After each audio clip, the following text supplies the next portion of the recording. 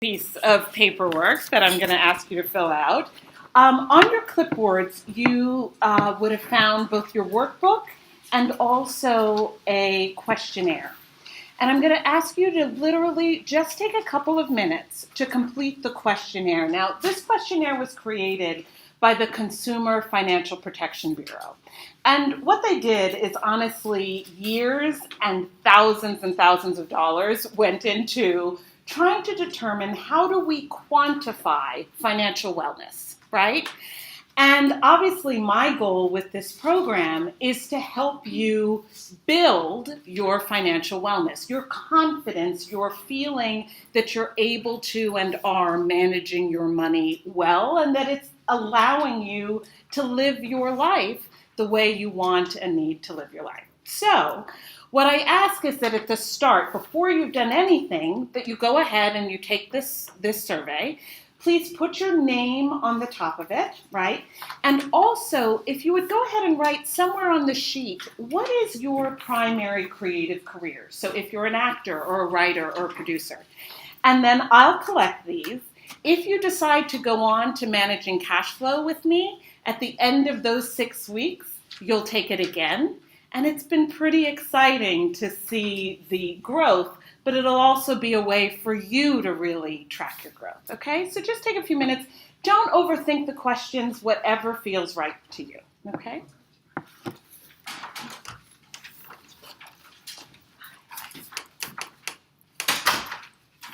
Thanks. And we're just filling out the questionnaires that are under.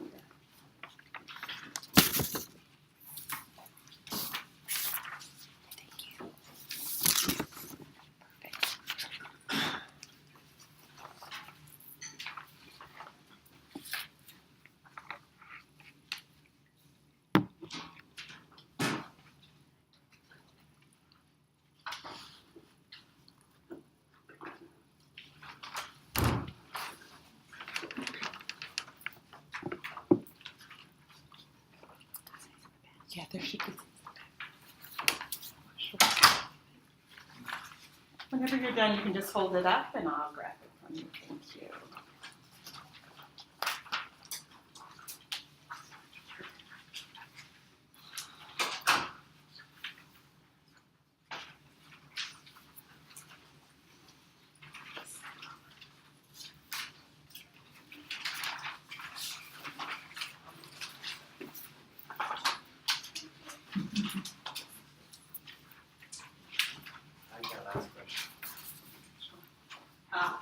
That's good.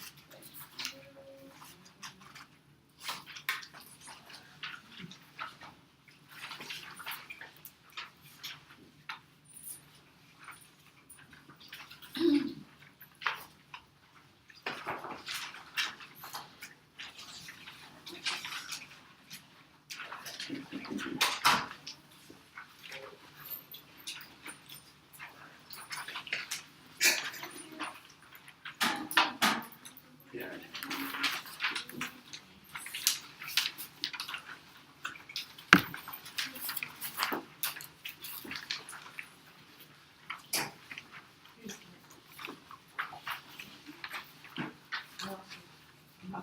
Yeah. Any more?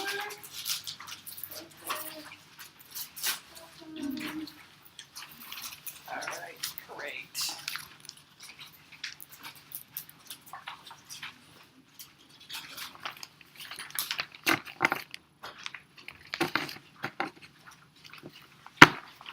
Okay. Thank you, guys. And these,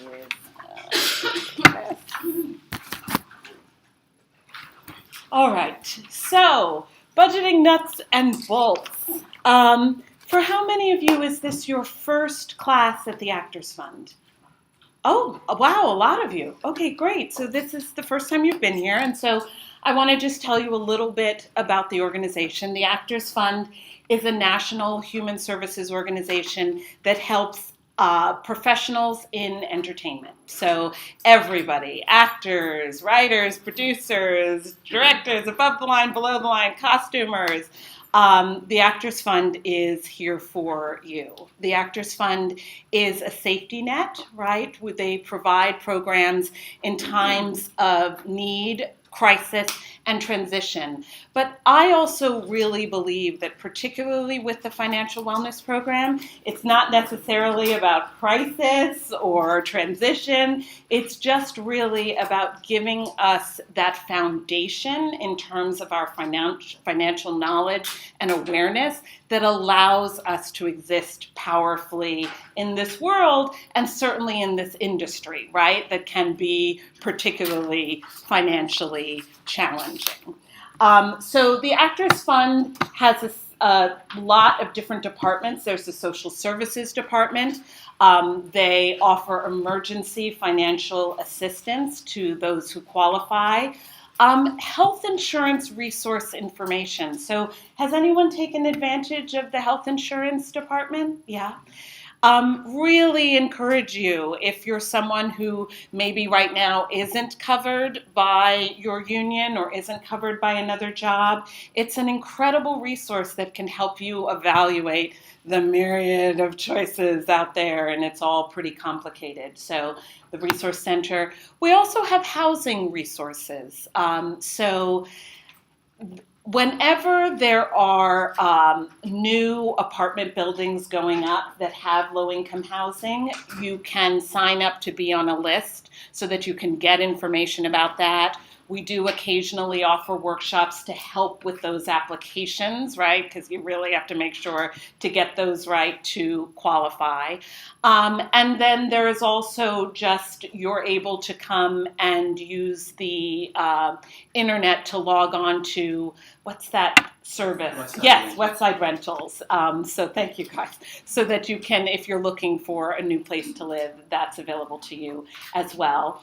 The Career Center. So I don't know, some of you, I believe, are here because you are applying perhaps for the entrepreneurship program. Is that true of a handful of you? Yeah? Okay, great. So the Career Center, also an incredible resource, right?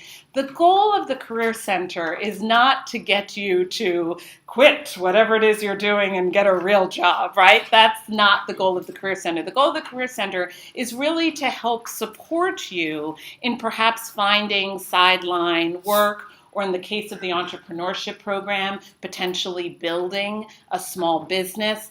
All things that can solidify your income to help you keep doing the things that you're here to do. Incredible workshops that they offer, not just the entrepreneurship program, but also programs to help you with your resume and to help you with social media, all kinds of things, applying for jobs, interviews, all of those kinds of things that can be extremely helpful. And then last but not least, the financial wellness program, which is you are essentially taking advantage of the first piece of that today. And as we go through the day, I will tell you more about the financial wellness program and how it works and everything that we have for you here. Okay? So the purpose of the financial wellness program is to engage, to educate, and to empower performing arts professionals about the role of money in their lives.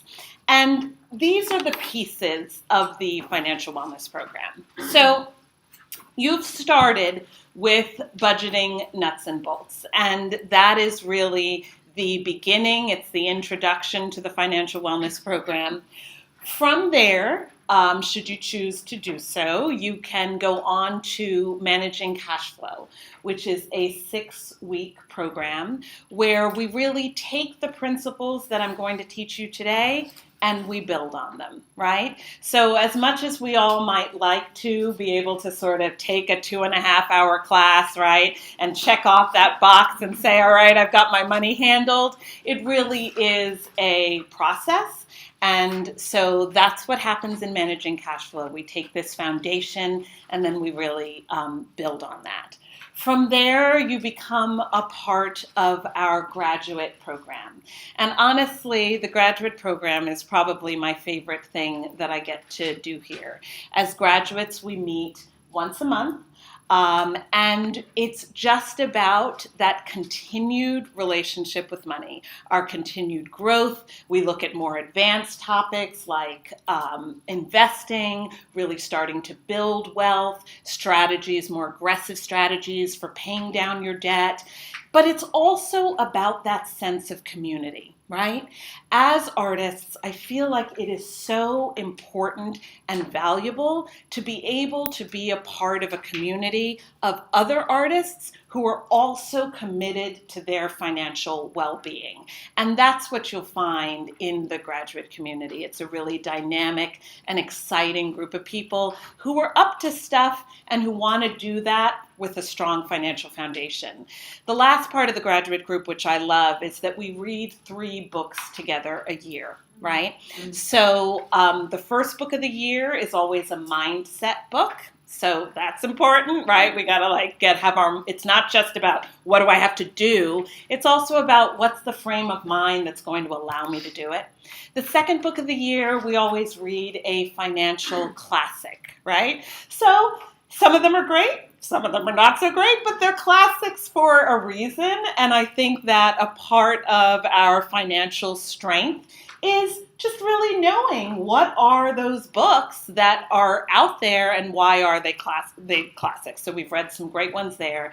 And then the last book of the year is always a skills-based book. So we've read some great books like The Little Book of Common Sense Investing, The Little Book That Still Beats the Market. So both of those were on stock market investing. But how do people like you and I do stock market investing, right? The little books, I love them because I teach kids, and those are books that I'll use. Last summer, I did The Little Book of Common Sense Investing with a group of 7th graders, right? So for those of us who are like, oh, I can't, this is all too much, it's really delivered in a friendly, kind of amusing way, but it's also really valuable knowledge.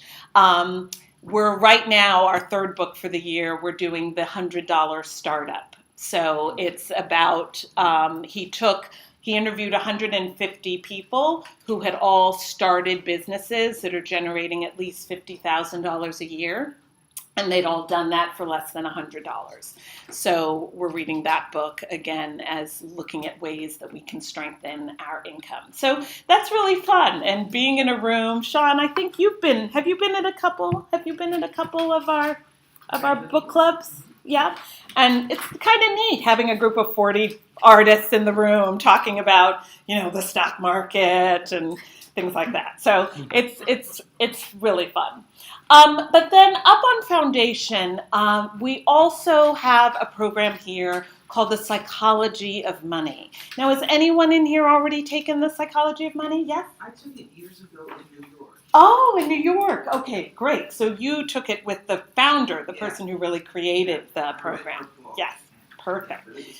Many years ago. So you might want to do it again. But the Psychology of Money is led by members of our social work team, right? And it really dives deep into what are your financial paradigms, right? What are your belief systems? And I'll tell you, this chair feels very low. I feel very short. Oh, of course, I don't know how to fix it. All right, so I'll tell you, when I first started doing this work for myself, and later on I'll tell you a little bit more of my story, but when people would talk to me about my psychology and my mindset and how I needed to think positive, right? I was like, yeah, well, I'm like almost $70,000 in debt and I can't really think positively, right? And so I was like, just teach me how to do better with my money. But the part that I was missing was that the way that I was thinking, right? My belief systems about money, that was connected to why I was doing the things that I was doing. And so it isn't that it isn't important to get practical, and I'm really big on practical. Today we're going to really talk practical. But it's also that we have to be aware that there are things we know we should be doing, right? But there's a reason why we're not doing it. And looking at some of those things as well can be super, super important, All right. So it's something that I always recommend that you take advantage of at some point, whether you decide to do that before managing cash flow or after managing cash flow. I think it's really interesting work for all of us to dive into. And then we also have our Money Matters series, which from time to time throughout the year, we bring in experts. The popular one is always we bring in a CPA, an accountant who's really skilled at taxes in the entertainment industry, right? So sometimes we'll bring in people who are helping first-time home buyers, but it's really workshops that are designed to add to some of those skills that might be helpful for you, okay? So that is our financial wellness program. And the goal of the program is to move us along this continuum, right? So for many of us, we may feel when it comes to our money like we're existing in a bit of chaos, right? And chaos, I feel like there are all levels of chaos. Like I think about my house from time to time, right? And you know how there can be different stages of chaos in your house? Like, so sometimes there's a little bit of chaos and sometimes there's stuff everywhere and I just want to murder my children and there's a lot of chaos, right? And it's the same with our money, but we feel like we don't know what we should be doing, like we don't have the information we need, like we're stressed out all of the time. And we want to move to certainly a feeling of safety, right? And that's where, in terms of your feelings, you are starting to develop awareness around your money. But also not just the practical money, but also awareness of your emotions and how they may be affecting you. And then we move to solvency, okay, which is really where what's coming in is equal to what's going out. You're basically able to manage the bills that are in front of you. Stability, I think, is like, that's what we all want. That's that next step. And that is where the levels of stress and fear are significantly reduced. You know what's happening in terms of your numbers. You know, to the best that you can in this industry, what's coming in, what you can expect to have coming in. You know what's going out. And you feel that you have the systems in place to manage all of that, right? And then obviously security is where we're now really able to look at growth. We're really able to look at the future. We're able to perhaps do some planning for things you may want, traveling, buying a home, having children, or sending children to college, or any of those things that really are about planning. Okay, so those are our kind of summary of the stages. Wherever you see yourself on that continuum, we want to help you keep moving in that direction. Okay, I believe that there are 3 relationships that we have no choice whether or not to have. Okay, the first one is a relationship with yourself, right? So no matter where I go, there I am, right? I just cannot escape myself, right? And so it is obviously important that that relationship be a good one and that I keep working on strengthening my relationship with myself, right? The second relationship that we don't have a choice whether or not to have is a relationship with food, right? And that's sort of one that, honestly, I didn't think about for a lot of years.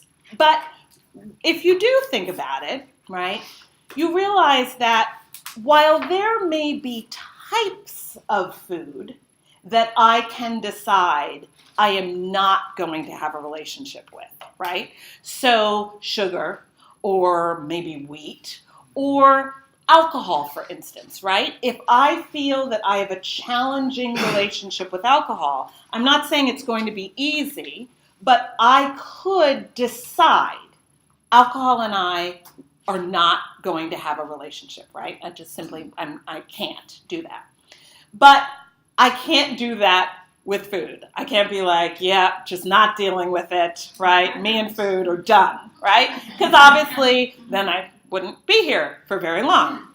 So I have to actually figure out that relationship, right? It's a relationship that I have to work on and try to get to be a healthy relationship. And the last one that we do not have a choice is a relationship with money, right? And I think that is so critical. And I think that we can experience a pretty significant shift by actually just looking at it that way. Because for many of us, how many of us, you don't have to raise your hand or anything, have said things like, I don't care about the money. Right? That's not why I'm on this planet. That's not why I'm an actor. That's not why I'm a writer. It's not about the money. It doesn't matter to me. Or you just simply don't want to deal with it, right? It's kind of this money over there thing that's just distracting me from the things that I really care about. And so I want you to think about this for a second. I actually just celebrated 20 years of marriage to my husband, right? Pretty incredible. Thank you. Yeah, really exciting, especially because we got married 3 months after we met. So that's another whole story, right? But 20 years later, still absolutely the best thing I ever did, right? But I want you to imagine that I said to you, yeah, so married 20 years, I don't have to worry about that anymore, right? Or I just honestly can't deal with my husband. I'm going to let someone else deal with him, right? Is that a good idea, right? And the thing is that can we agree that there are going to be, when we look at my relationship with my husband, we have to assume some challenging times, right? Some times when maybe he comes home saying something that I'm like, what? I do not understand you, right? So really like having a hard time figuring it out, right? But if I am committed to it being a good relationship, then I have to dive in there. Right? Maybe sometimes it might be so tricky that you might have to get some outside support, some outside guidance, right? You might even need a little bit of space, right? Little breather, right? But then you have to come back. And it's absolutely the same when it comes to your relationship with money. If we agree that it's a relationship we have to have, then it is either going to be a healthy relationship or an unhealthy relationship. It's either going to be a good relationship or a bad relationship. And any of the things, if I were just to ask you, call out answers, what does a good relationship require? What are some of the things that you would say? Attention. Listening. Time? Trust, yes. Patience, right? All of these things. Did people say honesty, right? Honesty is key. And these are the same things that we have to apply to our relationship with money, right? So that is really my goal. My goal is that we accept that it's a relationship we have to have. And then it's a question of really learning and understanding, how do I bring honesty to my financial relationship? How do I bring attention and time to my financial relationship? What does that actually look like? Okay? So I'm going to ask you to literally just take a few minutes. And in your workbooks, you'll see that there's space for you to write down the answers to these two questions. So the first question is, why are you here? When you heard about a workshop called Budgeting Nuts and Bolts, what had you say, sign me up for that? And for those of you who are here primarily because it's a prerequisite for applying to the entrepreneurship program, I totally understand that. But maybe just dig a tiny bit deeper into how do you feel that this will support you in your goal of pursuing entrepreneurship, okay? And then also, which may be connected to this first question, what do you see as your greatest financial challenge? And the reason that I ask you to take the time to write these is, wouldn't you say the answers to these questions is, wouldn't you agree that as entertainment industry professionals, there are an enormous number of demands on your time, right? On your energy, on your resources. So this class, fortunately, is free, but aren't there lots of things that you could sign up for that you actually have to pay for? And how often do you make the decision to invest of your time, your energy, your resources? And then at the end of it, you're kind of like, well, that was all right? Or I don't know if I really got anything out of that. And sometimes it's maybe just because it wasn't necessarily the best investment of time, energy, or resources, right? But also sometimes I feel like it's because we're not clear on what it is that we need to get out of it, what it is that we're hoping to achieve, right? So when you decided to invest 2.5 hours of your time, I'm asking you to think about what will make those 2.5 hours worth it. What is it that you would like to get? And then I'll ask for a few of you to share that, so that, one, you can hear, maybe someone will say something that you're like, oh yeah, I want that too. But it also allows me, right, to be clear on what it is that you need, so that I can either make sure I get that to you, or I can let you know, if you're like, yeah, I was really hoping we're going to talk about the stock market, I can say, so that's not actually what we're going to cover today, so that you know that, right, before you've spent 2.5 hours. So just take a few minutes and answer these questions.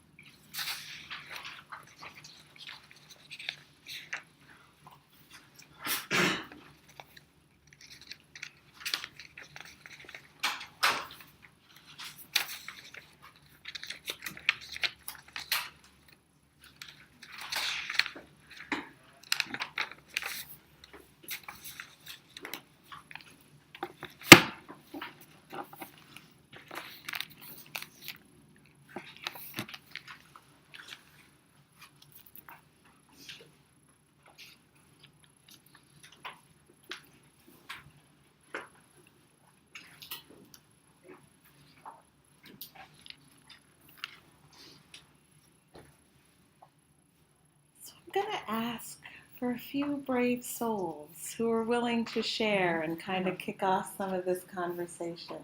And so, if you would, first of all, let me know if you're someone who's willing to share, and if you'll tell us your name, what you do in the world, and what do you see as your greatest financial, why are you here, and what do you see as your greatest financial challenge? So, are you volunteering? Sure. Awesome, thank you. My name's Leah.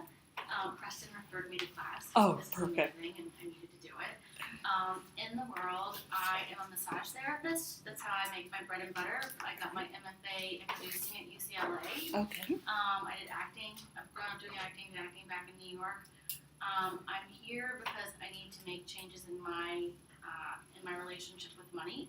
I've put some money away, but I am doing better as I go along. But I know I can even do better than that, and I want to. I think my challenge is retirement. I really didn't think about that for years because I'm like, oh, I've got time. Right. And now I'm getting older, and I want to have a retirement where I'm not stressed. I want to have a home.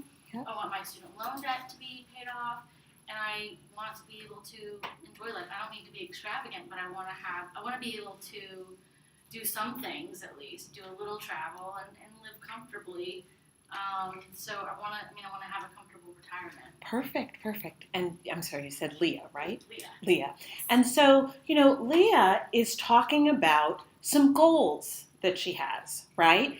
And that is really important. And I think a lot of us have ideas for the things that we want. So for you right now, you're sort of focused on retirement and having some stability and maybe some assets like a home.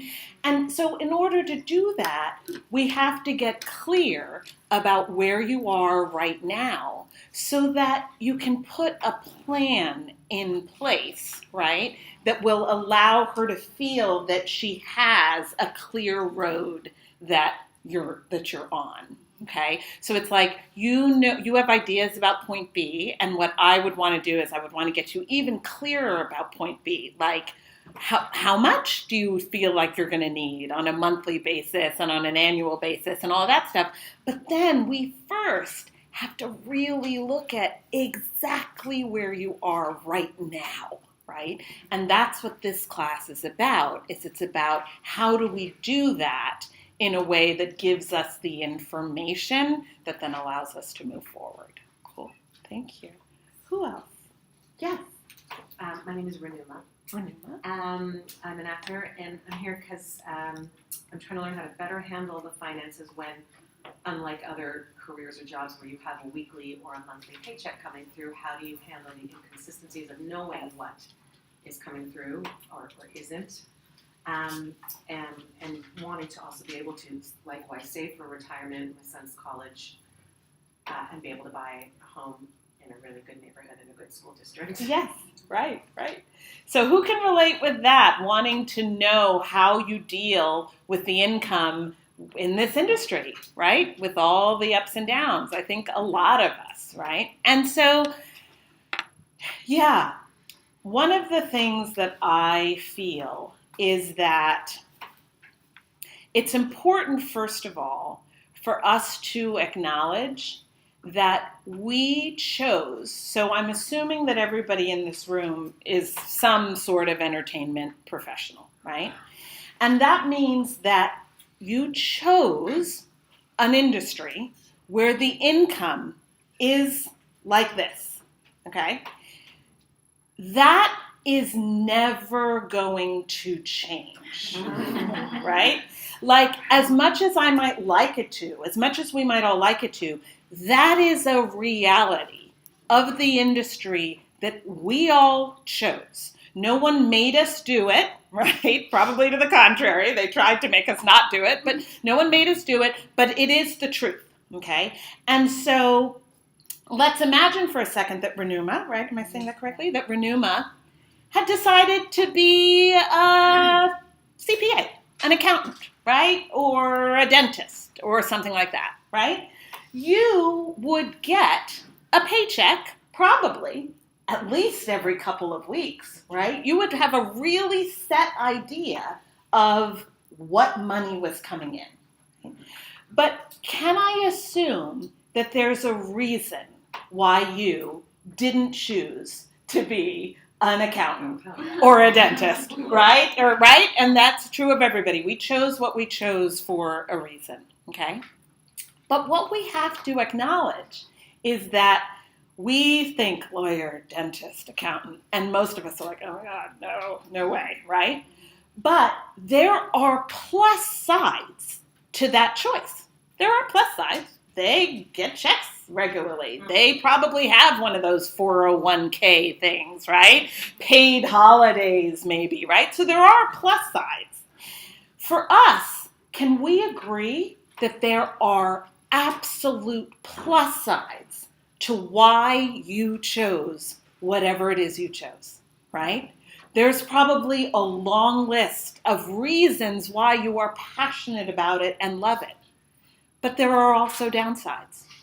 And the downside is that the income does this, okay? Because of that, I believe that financial education and financial systems are more critical for us than for that dentist, CPA, accountant, right? So those of us who have sort of existed in the state of, oh, I'm an artist, like numbers aren't really my thing, or I don't really, all that money stuff. The reality is that we chose careers where we have to learn and have to be good at money. If I get a paycheck every 2 weeks, maybe I can get away with not really knowing what's going on and kind of hopefully just keeping my expenses under what's coming in. But as artists, we absolutely cannot do that, right? So what you're looking for is totally what we're going to look at. We have to look at those ups and downs to try to evaluate what our averages are so that we can live more like this, even though the income does this. So what we have to stop doing is living up here, trying to live down here, living up here, trying to live down here, because it really doesn't work, right? Instead, it's never going to be totally flat, but we have to try to reduce the roller coaster, right? Because roller coasters are fun for a little bit, right? But it's not fun riding it all the time over and over again. So absolutely, I'm going to teach you how do you look at the whole picture to try to get more of a sense of the balance, okay? What other ones? Anybody with something that hasn't been mentioned? Yes. My name's Angela. Angela, And I'm great. an actor and a new writer, Okay. I'll say. Mhm. And I'm taking this class because it is a prerequisite to the entrepreneurial workshop. Mhm. But the reason why I'm interested in doing that is because I'm committed, even though I can see retirement age is not far away, that the reason why I'm doing this is because I'm committed to continuing to be an artist. Yes. And I have found that I have to hone my entrepreneurial skills and therefore my money skills in order to get out of the I'm just getting by mindset that I've lived as an artist for a couple of decades now. Right.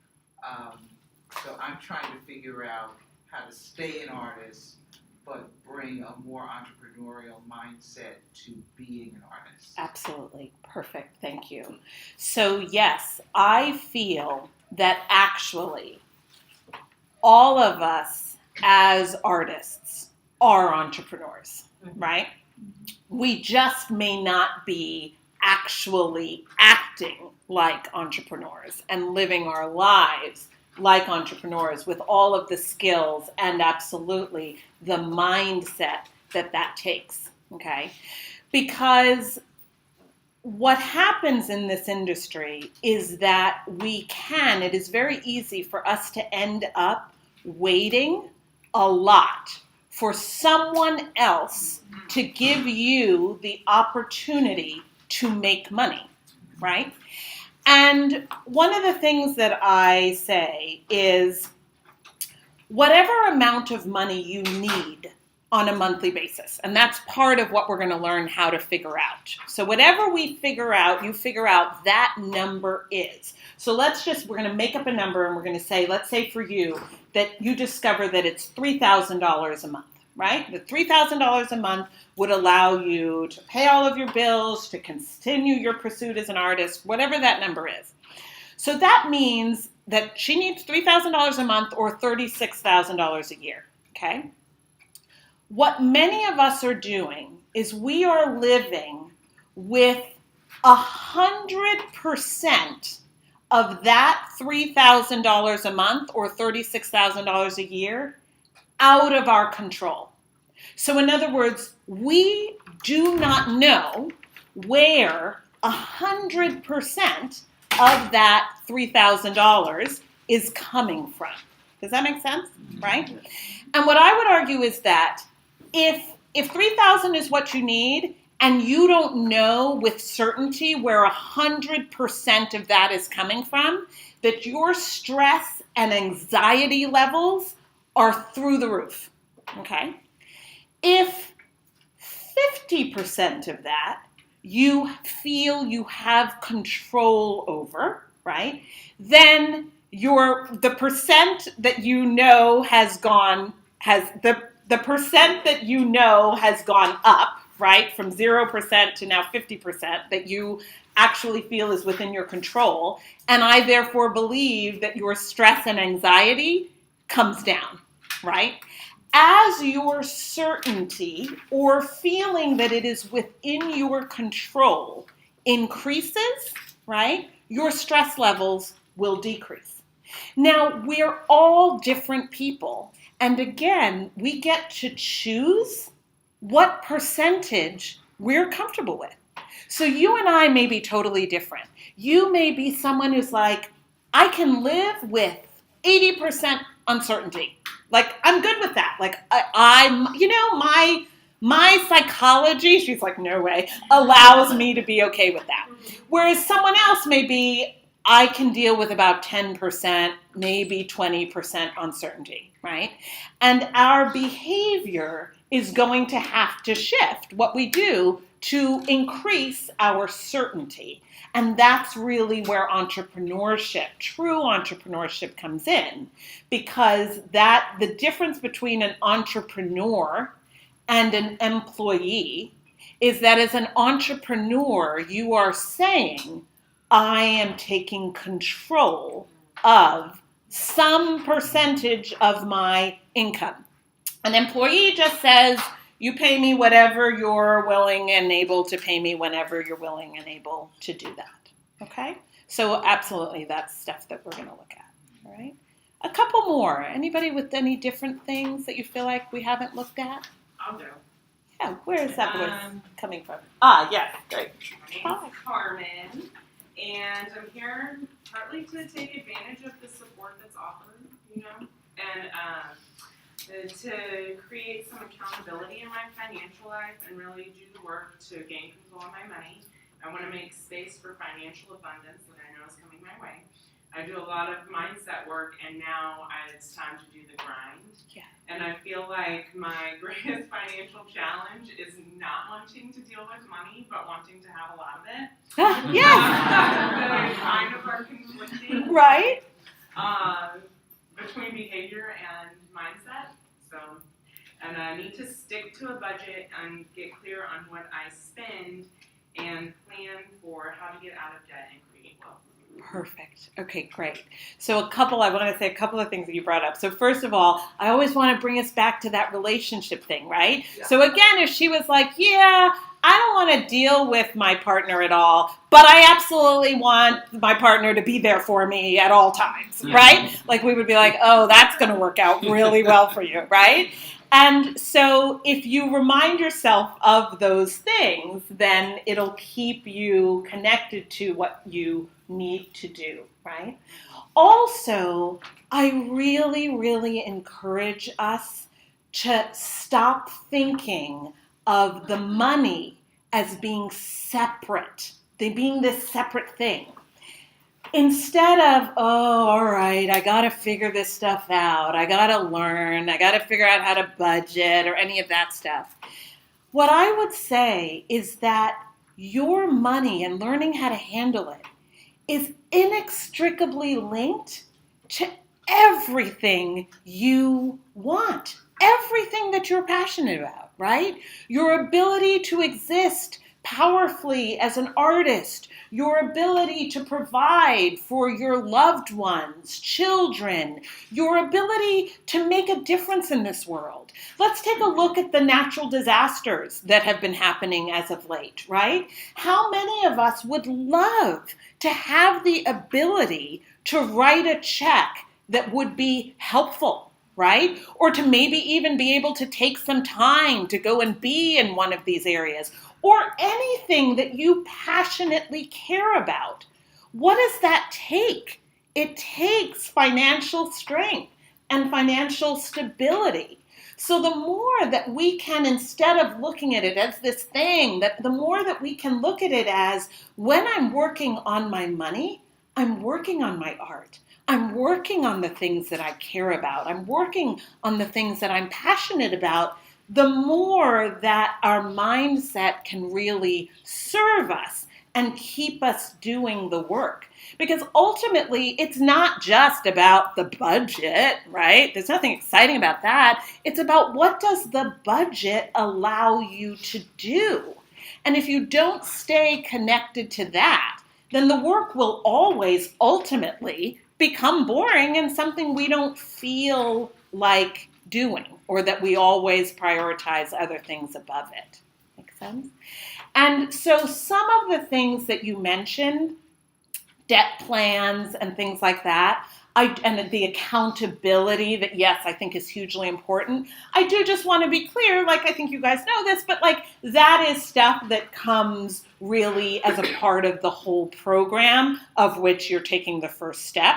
So we're not going to go into debt plans today. But I absolutely, in managing cash flow, teach you how to put a debt plan in place. We just have to have the foundation on which we can actually do that. Okay?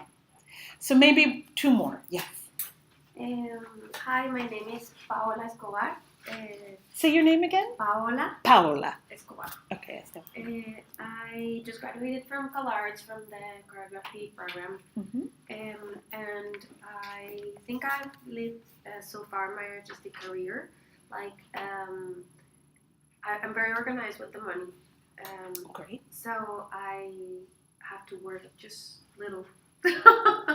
So I don't spend much, and then I have time to work in my art and do the things I like.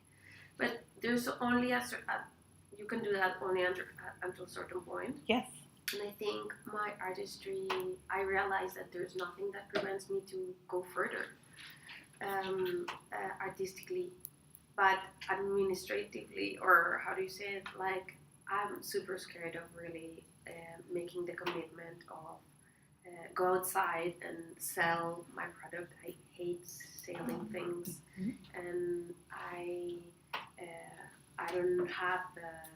Although I'm organized, I don't have the admin kind of the tools, like the professional tools. So I just want to commit and transform this kind of divided life in a really Powerful way. In a powerful Great. way to function. Okay, perfect. And so this connects, the two of you said things that really connect, which is that, like, you want systems, it sounds like to me, right, that will allow you to grow and expand.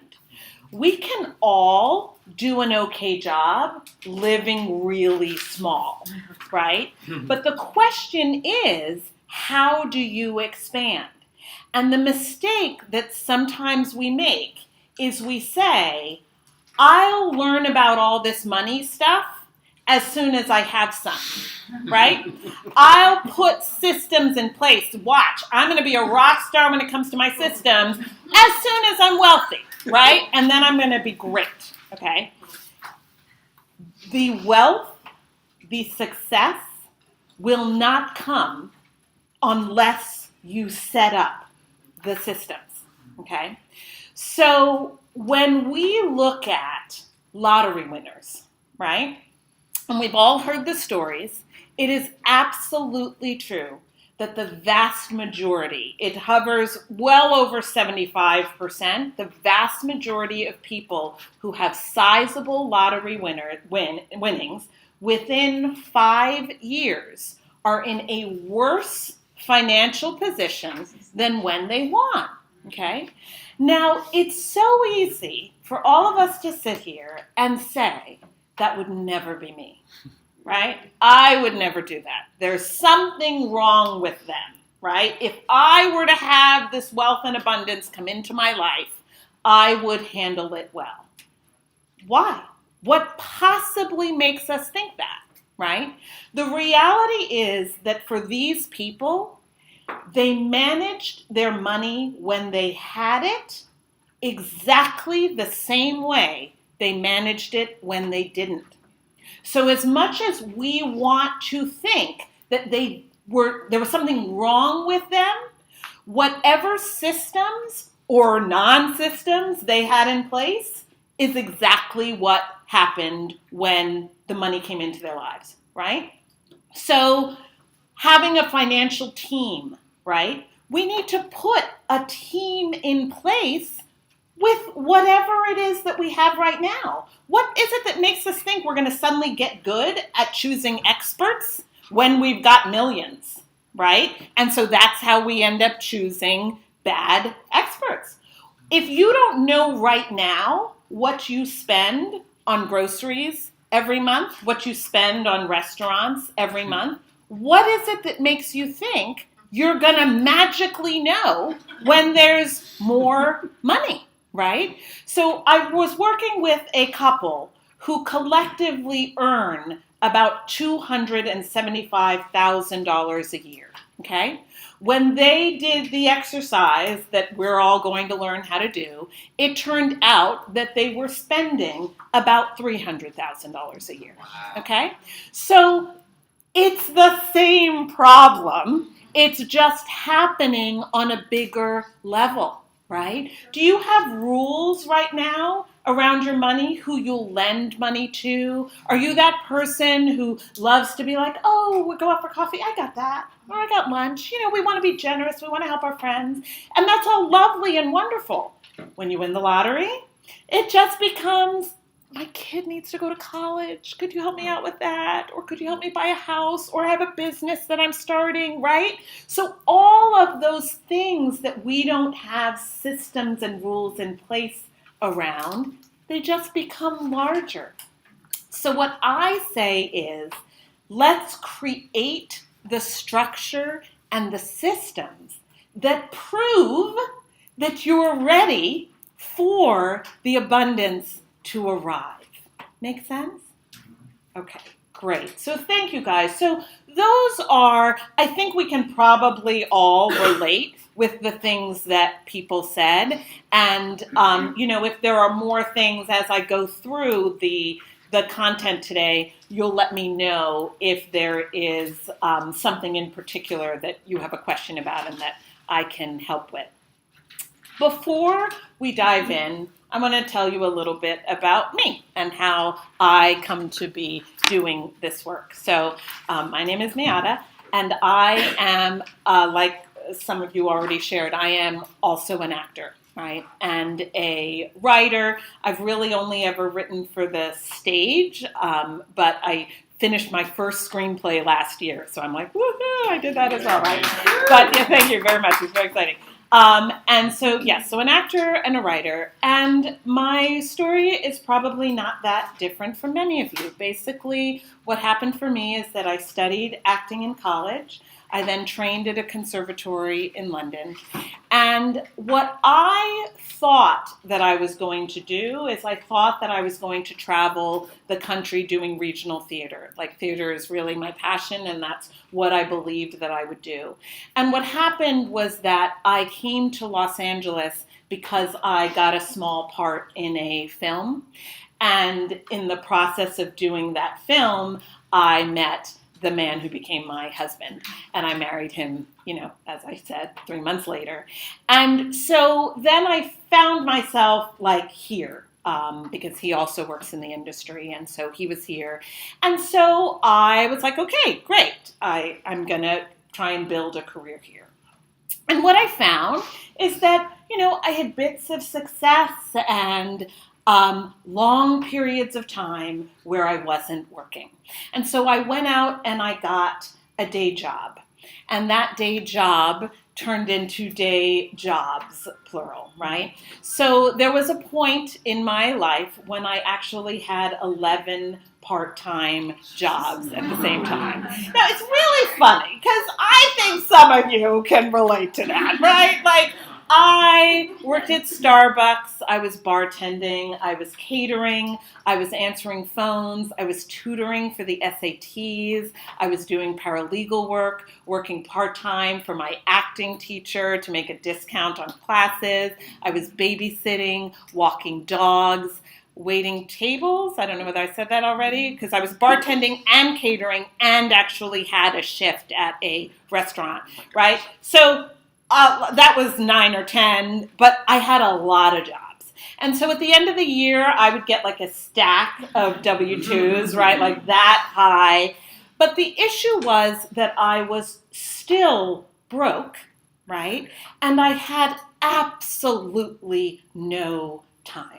Okay. And I was exhausted. Like this idea that I was going to get up and be really proactive about my career when I was catering or working the bar until 4 a.m. and then you just don't feel right. So it was all a mess. But the breaking point came for me when I was actually doing a play at the Civic Light Opera in South Bay. So it was in Redondo Beach. And I was doing that play, and I was also working all of these jobs. But one of the ones that I had at the time was that I was working the morning shift at a hotel restaurant in West Hollywood, okay? And my shift was supposed to end at 10:30. My call time down in Redondo Beach wasn't until 12:30 for a 1 o'clock matinee. So plenty of time to finish and to get down there. And so one morning I had a performance, and I worked my shift, and my replacement didn't show up, okay? So 10:30 rolled around, and my replacement wasn't there. And, the manager was like, I'm on the phone, I'm making calls, I need you to just keep going until someone gets here, it's fine. And so I keep waiting tables, and I'm okay. But as time goes on, I'm starting to freak out, right? And so I'm saying to her, I have to go, and she's saying I can't until someone gets here. And so now I'm waiting tables, and I'm crying, like literally tears are streaming down my face. People must have thought I was nuts. So you say, well, why didn't you leave? Well, because what she did was she refused to cut me. So for those of you who have waited tables, what she was doing is she refused to close out my register, okay? Because she was in a bind. She had a restaurant full of people and she needed somebody. So because she wouldn't close out my register, the only way for me to leave, I see nodding faces, was to take every penny that I had earned and leave it. Because unless they close out your register, you don't know what money is yours. And she did not hesitate to tell me I'd be stealing if I took any of it with me. So why didn't I, in a huff, empty my apron pockets and leave it all and go? Because I desperately needed the money. Desperately, okay? I was pretty certain that I had enough gas in my car to get down to the theater. I absolutely knew that I didn't have enough to get back. I didn't have the rent that was due the following week. I was in trouble, and I needed that money. I got to the theater 8 minutes before the curtain. 8 minutes before an actual curtain with an actual audience, okay? We're all in this industry. This was 20 years ago. I still have a hard time believing that I did that, okay? I don't remember the performance. I obviously never went back to that job. I really feel that it was the closest I've ever come to what would be called a nervous breakdown. I probably cried for 48 hours straight, right? You fall asleep crying, you wake up crying. But I am able to look back and say that that was an absolute turning point for me, because it could not have been clearer. My life was not in my control, right?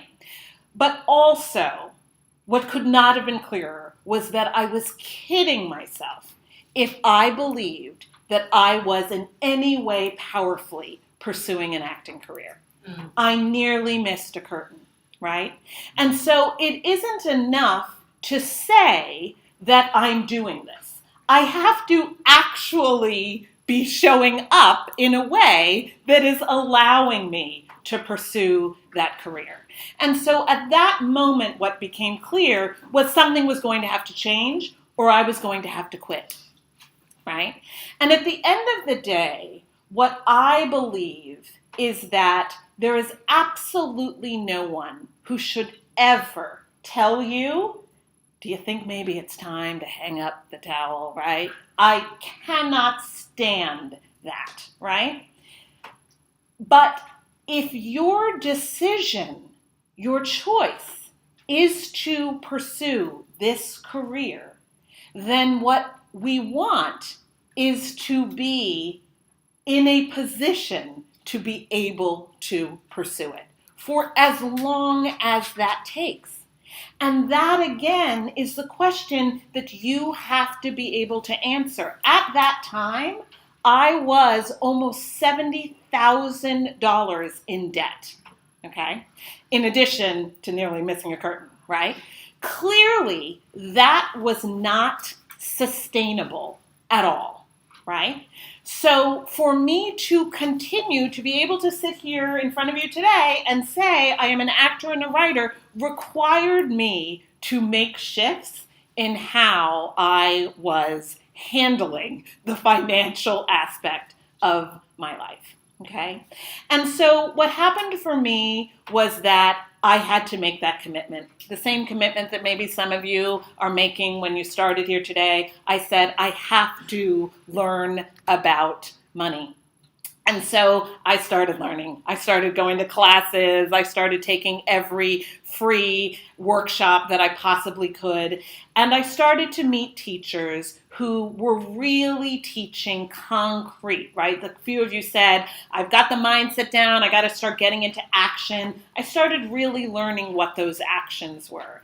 And what happened for me was that there was a teacher who was teaching weekly free financial teleseminars, and I would do the free teleseminars and I would try to apply the teachings in my life, and I really felt it was valuable. And so I called one of my credit cards and I got an $8,000 extension on the credit card, and I put an $8,000 personal finance coaching program on my credit card, and I proceeded to do that 8-month personal finance coaching program. But what happened was that over the course of those 8 months, I was able to start making such shifts in my own money that the company ended up asking whether I wanted to train to coach for that company.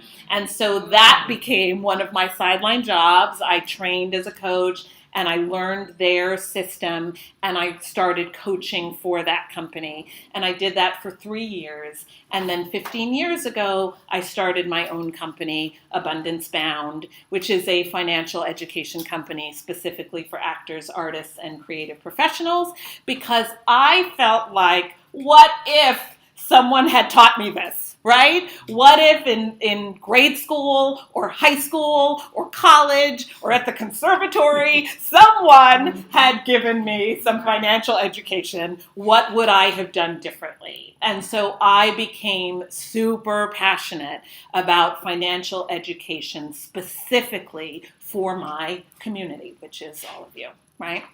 And then a number of years ago, I signed a contract with the Actors Fund to be able to deliver this education. by the Actors Fund. I think this is an incredible organization. For those of you, many of you raised your hands that this is the first time that you're doing anything here. To me, I look and I think, wow, I put $8,000 on my credit card to take a personal finance class, and the Actors Fund offers us personal finance classes, and they offer us career classes and all of these, and help with our insurance and all of these things to help us be powerful artists. Okay, so that gives you an idea of my story, because I think it's important that you know that I really teach this work as someone who not only, quote unquote, has done it, but continues to do it, right? It isn't a relationship where, okay, I've got all that handled and now I'm done. It's a relationship that you continue to have to handle. And it's very important to me to teach from that place, okay? So today's objectives are that we understand the process and journey of a healthy relationship with money, and that we learn how to determine our precise financial starting point, okay? Where are we? And so one of my early teachers said this to me, and this has stuck with me forever. I actually feel like I should get t-shirts made with this, right? She literally said to me, Miata, she was irritated with me, and she said, Miata, the universe is not going to deliver $1 million into chaos, right? And that really hit me, and it stayed with me, because what she was saying makes total and complete sense, right? And that's really what we were just talking about a few minutes ago with the lottery winners. The success that we want is not going to be delivered into chaos, so we need to really create that space for it, okay? So I'm going to give you an analogy. I'll use you two. Tell me what your name is. Eric and Christine. And Christine. Okay, so Eric and Christine. So I want you guys to imagine that I take Eric and Christine up in an airplane, right?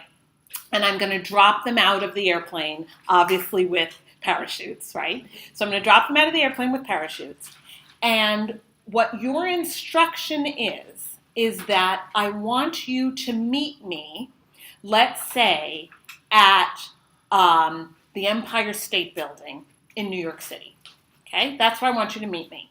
And so we can all agree that that is their point B. That's where they have to get to. Okay? So we go up in the airplane, and we fly, and we fly, and we fly, and we fly. And then it's Eric's turn first. And so I open the door, and I whisper in Eric's ear, and I say, Eric, I am dropping you. And I tell Eric exactly where I'm dropping him. Okay? So I drop you out, I say bye, and I say, I'll see you at the Empire State Building in New York City. But then you and I, we fly, and we continue to fly for a couple more hours, and then I open the door and I say, okay, bye-bye, Christine, and I shove you out. I'll see you at the Empire State Building, okay? And I don't tell her anything, okay? So here's the thing. It doesn't actually matter where I dropped Eric. I could drop Eric thousands and thousands of miles away. Geography was never my strong point, but let's say like I drop him in like Australia, okay? But I tell you exactly where, then Eric knows his point A, and he knows his point B, which is the Empire State Building in New York City, okay? So can we all agree that even if I dropped Eric thousands and thousands of miles away, he can chart a course to point B? None of us are saying that it's going to be easy. Eric is going to need resources. He's going to need probably some money, some food, some transportation, some maps, right? But if Eric stays on the path, he will ultimately get there. He may take breaks. He may even decide, oh, back there was really nice. I'm going to go back there for a little bit. But then he keeps going. If he does not quit, he'll ultimately get there. Poor Christine, though. I could have dropped Christine in Hoboken. Like, really, seriously. I could have dropped Christine super, super close to the Empire State Building. And could we agree that she may accidentally wander and find her way there? Could it happen? Sure, absolutely it could happen. But what would be really depressing would be if Christine actually steadily wandered farther and farther away from the Empire State Building in New York City, right? And that is the way that many of us are currently approaching our finances. You can talk to me all day long about your point B, whatever that is. I want a house. I want to be prepared for retirement. I want to be able to fund my child's college. I want to be out of debt. Any of these things. I want a car that doesn't break down all the time, right? Whatever those point Bs are, most of us absolutely cannot actually define point A. And so we're really focused on what the end goal is, but we haven't figured out our starting point, okay?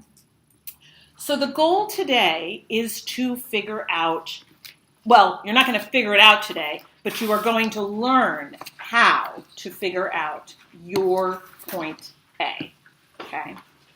Your starting point, your financial starting point, is also known as your monthly profit and loss, okay? Your monthly profit and loss. So it's a term you may have heard out there, right? A profit and loss, or people who throw it around and talk about a P&L, right?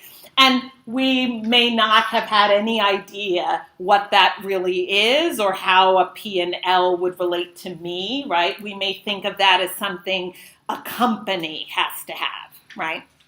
But basically, your P&L is just your revenue, right? Your gross income, what's coming in, minus your expenses, okay? Your monthly expenses. That is what a P&L is, all right? Do you choose that off of a specific month or? That's what we're going to look at, right? Because that's the problem, right? Is that every month we feel like it's different because for most of us, every month it is different, right? But that doesn't mean we can't figure it out. And that's been the excuse that many of us have used for a long time. I can't do any of this stuff because it doesn't work for me, right? My life isn't neat and tidy. It doesn't work. The truth is that we can figure out our P&L. It's actually just going to take us a little bit more effort, okay? So the first thing that you are going to look at is the expense side, the expense piece, because your expenses are really the most important part of this profit and loss. So if you turn in your workbooks to page 4, where it says starting point monthly profit and loss, okay? This is going to be the first job, is we're going to really look at your expenses. Now, I want you to have an idea of what the kinds of expenses are that are out there, okay, that you have, all of us have. So the first kind of expenses are our fixed expenses. So these expenses are actually really the easy ones. They're committed and they're inflexible, right? So a great example of a fixed, committed, inflexible expense would be our rent or mortgage, exactly, right? I can't negotiate this month with my landlord to try to get that price a little bit lower, or with the bank on my mortgage. That is a fixed expense. So we all have a list of expenses that are fixed and that we can just go through and write down what those are, okay?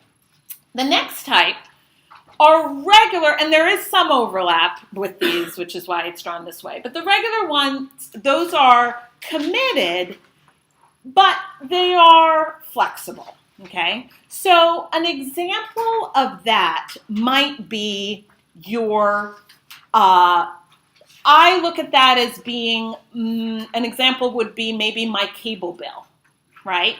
So it's regular, or my internet costs, right? It's regular, it's committed unless I uncommit to it, right?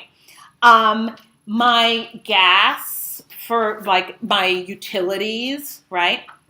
But they can be adjustable. Like there might be some negotiation that can happen where I can try and get on a lower plan or a different plan. So we all have those types of expenses as well. Then we have flexible expenses.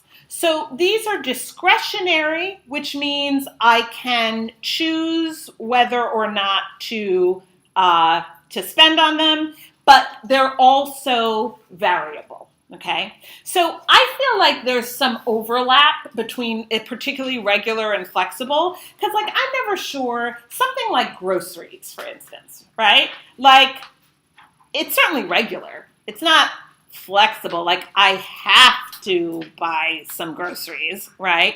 But it is adjustable in that I can kind of work with it and try and bring it down. And variable, it's not going to be exactly the same, right? So those are those kinds of expenses. And then we have periodic expenses. And periodic expenses really are the ones that, as we go through this next step, I'm going to really encourage you to look into, because it's our periodic expenses that tend to be messing a lot of us up, right? So things like the car breaking down, right? All of us pretty much in Los Angeles, it's difficult to operate without a car. I know you can using public transportation and Uber and Lyft and those kinds of things, but most of us have cars, and your car is absolutely going to break down, right? That's the unfortunate truth about it, but it is something that doesn't happen regularly, right? And so we're not necessarily ready for it, okay? I also want us to look, when we look at periodic, at things like our union dues, at things like our car registration, right? These are things that, or it can also be career expenses. So for those of us who are actors in the room, look at things like your marketing, your headshots, right? If you are you getting headshots once a year? Are you getting headshots once every 2 years? What is the amount of money that you're spending every time you do those things? Because if you're spending $2,400 every time you get new headshots, and you're doing that once every 2 years, that's actually $100 a month that is going towards that, right? For people who own homes, obviously property taxes are something that only come up twice a year, but they tend to be a really big chunk, okay? So those are the different kinds of expenses. So what's the job, okay? The job is to determine your average monthly expenses, okay? So how are you going to do this? I am going to ask you to look back at 6 months worth of information, okay? So basically, we all spend money a handful of ways, all right? We spend money using our ATM or debit cards, right? We spend money using credit cards. We spend money, it's becoming rarer and rarer, but possibly with checks, right? And we spend money with cash, okay? For all of those things, with the exception of cash, a record exists, right? It's your bank statement or your credit card statement. And the thing with cash is, unless you are someone who earns a lot of money in cash and then you're just spending that cash without depositing it, your bank statements will show what cash you took out. So you may not know how you actually spent it, right? But you could track and look at how much cash you've spent over the last 6 months, okay? So what my recommendation would be is that you take the worksheets, and this is where you're going to look at pages 5, 6, 7, and 8, right? And what I would ask you to go away and do is you'll take these sheets and you should go through this categories and expense list and start by crossing out anything that doesn't apply to you, okay? So with that, we're looking for the really clear ones that don't apply to you. So for instance, if you are not a singer and you've never used an accompanist and you don't see yourself using an accompanist, you could go ahead and cross that out, right? As you go through, you'll see a number of categories like that. Under insurance, there's earthquake insurance, homeowners insurance, right? If you don't have a home, you probably do not have those kinds of insurance. If you'd give me 1 second. If you don't have children, I know there's babysitting on there somewhere, right? So what I would ask you to do is to go through and really just easily cross out the things that do not apply to you. There are 2 caveats to this. Please don't cross it out if it doesn't apply, but you want it to, okay? Now, let me give you an example of that. You're a writer, and you would love to take a class, right? A writing class. But you haven't taken a writing class in years because you haven't felt that you have the funds to do that. Let's not cross it out. I'm not saying we're going to add it in tomorrow, but it's useful to use it because then you'll have the ability to actually get clear on what would it take to add that writing class in, right? Maybe you feel like, oh my gosh, if I could have a gym membership, or if I could take those yoga classes, or if I could get a massage just once a month, right? So, like, this isn't necessarily where you're going to everything you possibly could ever dream of, right? But this is absolutely where I feel like I'd like you to keep the things that you would love to add in as you build your life. So do you mean put the number in? Of what you think No number. Right now, all we're doing, right, this first step is we're just crossing out categories to give ourselves a clean list of the things that we are going to start looking at now. Something that you want to Yeah, like property exactly, that you might want to add in. Yeah. Now, property taxes, I sort of feel like if you don't have a home yet, I feel like you can go ahead and cross that out for now.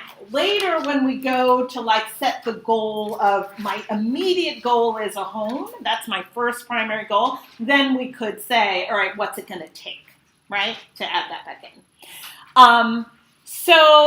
So everybody gets a sense of what I'm talking about there. Yes, question. So we are gonna cross or not having in mind our immediate goal of the way we wanna kind of work.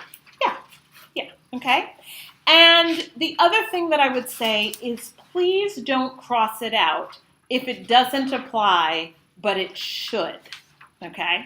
So sometimes there's overlap between it should and want to, right? But for instance, if right now you're couch surfing or you're living with mom and dad or you are actually like living in your car or anything like that, let's please not cross out rent, okay? If you do not have health insurance right now, obviously I understand there's a good reason probably why you don't have health insurance, but let's not cross it out, okay? Because my goal is not to get you all to the place where if you just eat ramen noodles and live on your friends' couches, you can survive, right? The goal is to get you to a place where you are living a full life. And so we want to be able to look and say, okay, to add in these kind of critical pieces, what would that actually take? Question over here? Yeah. So, if you're married, you do this as, fill this out as a couple. I would recommend that, yes. So unless you truly are in a partnership where finances are being kept totally separate, I would recommend that for those of you in partnerships that you are looking at what your household expenses are, right? And we also frequently get people who are maybe new couples or newly engaged or newly married, and so you may be both doing this so that then we have the ability to look at what would it look like together, okay? So that's the first step. We're just getting a clean list, all right? Then what you're going to do is you're going to gather 6 months worth of your statements, okay? So that's going to be your bank statements. It's going to be your credit card statements. If there are any of you who are spending money on things like Venmo or PayPal or any of the other myriad of ways we're all now quickly passing money back and forth, you need to pull statements for those things as well. The other thing that has gotten a little more tricky is that unemployment now, most of us are getting it on a card when we're getting unemployment, right? And so we may be swiping that card. You would need to look at statements for that as well, okay? So this is the job, okay? You go to the first thing, or whatever order you want to do it in, right? But basically, you pick a category that you didn't cross out, okay? And what I would suggest is that you do the easy ones first. So all of the categories that you know the number, or it's not going to take you 6 months to figure out what your rent is, right? You can just fill those in. What is your car insurance payment or your car note? If you don't know those things by heart, you don't have to look at 6 months worth of statements to figure that out. You have to look at one statement, and so go through, fill those in, okay? Then, what I would suggest is you then start working your way through the what I call doozy categories, okay? Now, these categories are time consuming, but they're not hard. And the ones that I'm talking about are things like groceries, gas for the car, restaurants, maybe coffee, right? If you're a Starbucks or Coffee Bean person. All of these are things that are going to take you time, but it isn't hard. And this is what you're going to do. You're going to take your statement. You're going to take a blank sheet of paper. You're going to write, let's say I decide I'm going to start with groceries. I'm going to write groceries at the top of the sheet of paper. And I'm going to start with my first statement because I'm looking at 6 months worth of statements. So I'm going to start with the first one and maybe with a ruler, I'm going to go down the statement looking for all of the times that I got groceries, okay? And every time I got groceries, I'm going to say, oh, there's Ralph's $27.69. I'm going to write on my piece of paper $27.69. And then I'm going to cross it out on my statement. Then keep going, looking for the next. Yep, Trader Joe's, how much? Write it down on the blank sheet of paper, cross it out. Why am I crossing it out? Because momentum builds. The more I cross out, I don't then have to look at that again. You will have to print out your statements to do this. If you try to do this looking at it on a computer, you will make yourself batty, right? You need to be able to look, you need to be able to cross it out, and all you're doing is you're going through the statements, making a long list of all the times you got groceries. This is a great exercise to do with a partner or with a friend or with a 12-year-old who wants to earn $8, right? Which would be if you and I were working together, because I recognize my statements and you wouldn't, you would have a blank sheet of paper and I would just read to you $28.69, $42, and you would just be jotting it down while I go through and cross it out, okay? When you've got all of it on the paper, You go through with a calculator, you add it up, write the total on the piece of paper. This is really important. Write the total, and then you divide that total by 6. Whatever that number is what you would write down next to groceries on your sheet of paper, okay? And you keep doing it. Now, why do we write down the total? We write down the total because I may discover later that I missed 1 or 2. And I don't want to have to add up all 75 numbers again. I just want to add the 1 or 2 that I missed to that total and recalculate my average. Make sense? Okay? So those categories will take you some time, but there are only, for most of us, that really is groceries, gas for the car, restaurants, maybe coffee, right? We only have 4 or 5 of those that are going to take us some time, okay? Then what you do is you look at all the categories that are left that do not have numbers next to them, but that you didn't cross out. And in that case, it's one of 2 things. Either it's a category that right now you're not doing, but that later you might. So then we're going to not put a number next to that category yet. Or it's a category that we need more information than has showed up in the last 6 months. And so that's a category where I don't want you to try to be perfect. I just want you to try to get a little bit more information. So when it comes to car repair, right? Maybe I haven't fixed my car at all in the last 6 months. Or maybe I know when I look at the one thing that was an oil change that that's the only thing that happened in the last 6 months, but I know that 8 months ago I had a big major car repair, right? So with those things, just take a look. What did you spend fixing your car last year? Okay? Because for most of us, we can safely say that your car is on this trajectory, right? Which means that if it cost you $1,200 last year to fix it, it is probably going to cost you at least $1,200 again to fix it. If that doesn't happen, great, but we need to actually plan for that. And so if your car cost you $1,200 last year in repairs, you would divide that by 12, you would put it down as $100 a month next to car repair. Okay? So some of those are not going to be perfect. If you don't, let's say you don't take an acting class every single month, or let's say you do, but you also know that, you tend to do these workshops here and there, and you tend to invest in this special guest and meeting this person, you got to do some investigative work. How much did you spend on your creative career education over a year? Let's divide that by 12 and put that number down. So you guys understand this piece is not going to be perfect, but we're looking to get some numbers in there that are going to bring us more to a place of reality than we've perhaps been existing thus far. Okay? So I'm going to take questions about just this piece because this piece is probably the most important work you will do, okay? Now, I want to say a couple of things. I have taught this class many times, right?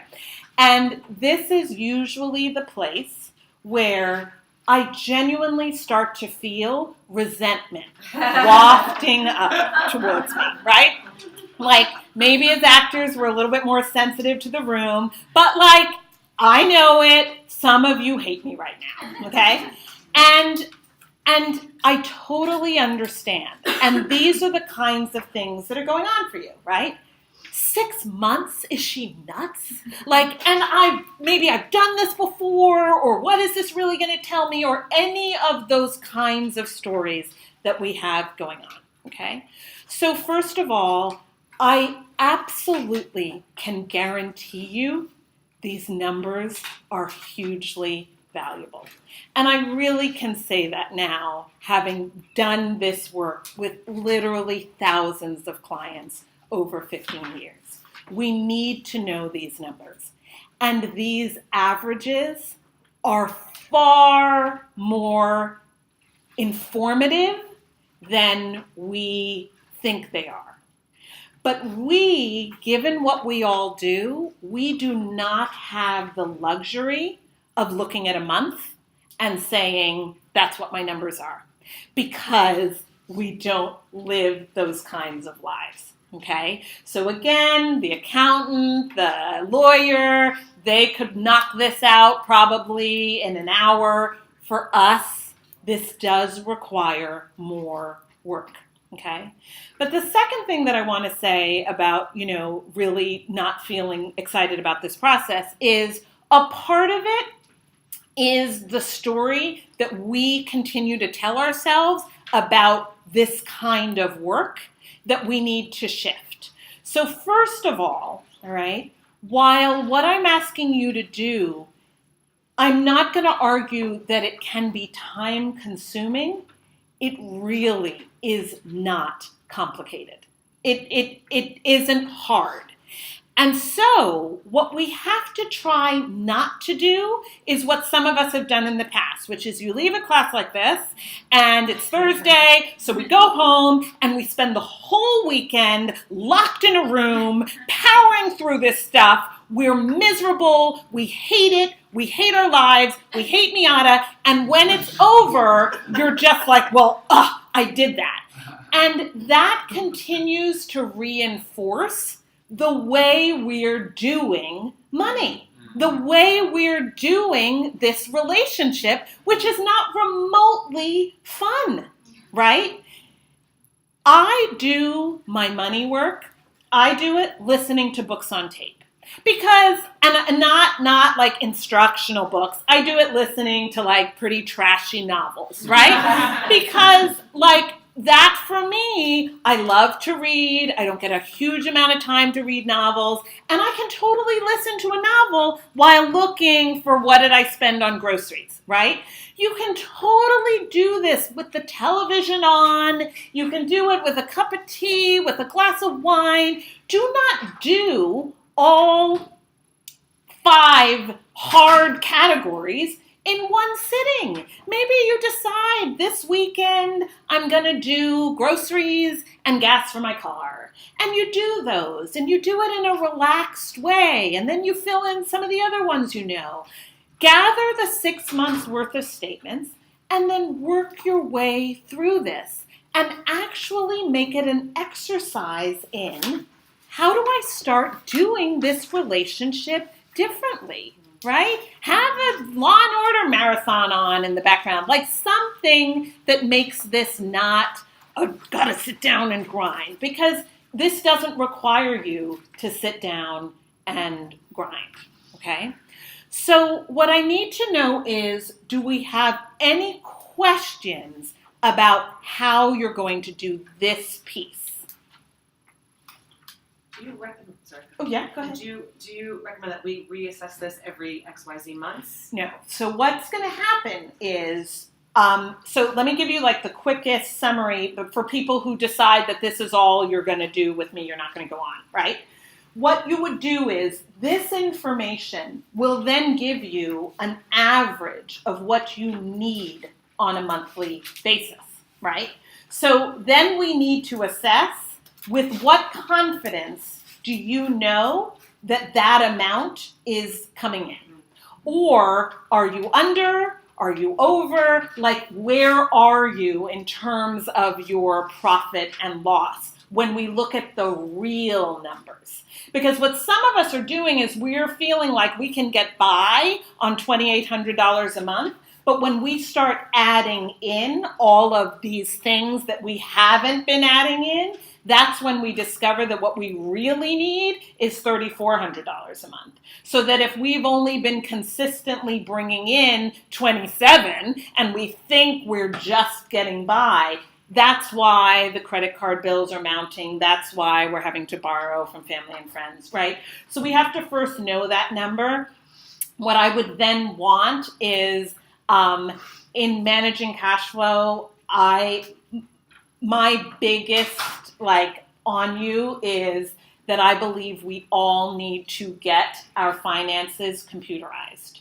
So what we're going to look at is, are you going to be a spreadsheet person? In which case I will show you some fabulous spreadsheets where all the formulas are done for you and you're plugging in your information, or are you going to be a software person? Ultimately, I vote for software. I do, and it's something we can talk about more. But I want you to think for a second. In any given day, right, how many expense transactions do you have? In any given day, I'm going to go out on a limb and say you don't have more than 5 in any given day. Maybe you paid your rent, you go to the grocery store, you pay for an acting class, you fill your car with gas, and you got a coffee, right? Like most of us on any given day, it's 3 to 5 times we spend money. If I had a spreadsheet or I had software where my only job was to enter what I did that day, how many minutes would it take me? Less than 5, right? So all of us who keep in this thing of, oh, it's going to be all this time and it's all this work and all of this, it isn't actually, right? I'm not saying you're going to do it every day, but if you did it every few days, we're looking at 20 minutes, 30 minutes. If you do it once a week, we're looking at 45 minutes to an hour, because now I got to get organized and figure out what I'm doing and all of that stuff. But the key will be that once we know these numbers, then we're going to start tracking them and we're going to start holding ourselves accountable to the amounts that we know or what we want to spend. So that's where the sort of traditional budget has come in, right? The reason why I don't like the word budget, I really don't use it. Yes, I called the class that because I have to call it something that people will recognize, right? But my problem with budgeting is that to me, budgeting is like dieting. It's all about what you cannot have. So I would be like, no more coffee for you, no more shopping for you, no more Amazon for you, right? Like all of these things you can't do. But we're human. And the things we do, we're going to continue to do at some point, right? So, and the other problem with budgets is that most of us are just making up numbers. We're just like, I think I'm going to spend $300 on groceries this month. Like, I'm totally making that up. What I need to know is I need to know what have I been spending on groceries. Because once I know what I have been spending on groceries, I can make a conscious decision about whether I can shave a reasonable amount off of that by becoming conscious. So the other key to this exercise is this is not about guilt. This is not about all the things you did wrong. This is not about, for the couples in the room, you did what? What have you been doing? Like, none of that. This is simply investigation. If we said, Leah, right? If we said, Leah, can you please take Miata's statements and figure out her averages? And Miata, you take Leah's statements and figure out the averages. We would both do it with absolutely zero emotion. I'd be like, wow, Leah goes to Trader Joe's a lot, right? Like whatever. But I don't care. Whereas when I'm doing it, I'm like, why are we spending that much at Trader? We got to let that go. We got to stop, right? This is just about let's get the information so that we can figure out what's next and where we are. Other questions about this? Back there, yes. 2 questions. You said about the 6, each statement, each month you're dividing by 6 and adding them all, or adding them all and dividing by 6? It's up to you as to how you want to do it. What I would do is I would get all my groceries for 6 months.